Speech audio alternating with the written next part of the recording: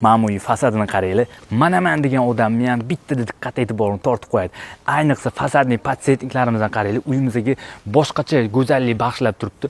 Hech kim buni ko'rib tashqaridan to'g'ri sotuv demaydi, lekin bu uyimizda to'g'ri sotuv, tashqari tarafini ko'rasizlar, zelyonli zonali chiroyli qilib olgan odam yanada chiroyli qilib olsa bo'ladi.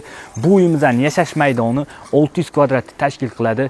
Basseyn, sauna, barbekyu zona, xullas bu uyda barcha qulayliklar mujassam qilingan. Bu yoq tarafdan keladigan bo'lsa, parkovka qismi tashqarida bemalol ikkita mashinalar sig'adi va ichkarida yana ikkita mashina uchun parkovka qismi ajratilgan. Asosiy uyimizga kirish qismi esa bu yoqda bo'lyapti. Uyimizning xonalar soniga keladigan bo'lsa 6 ta plus hol mavjud. Uyimizda 3 etaj, eslatib o'tganimdek 600 kvadratni tashkil qiladi.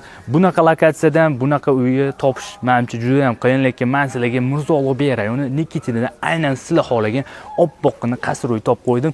Niyat qilganlar bo'lsa bitta like bosib, mana shunaqa Nikitinadan uy qarab yurgan do'stlarga bu videoni tezda jo'natib qo'ying.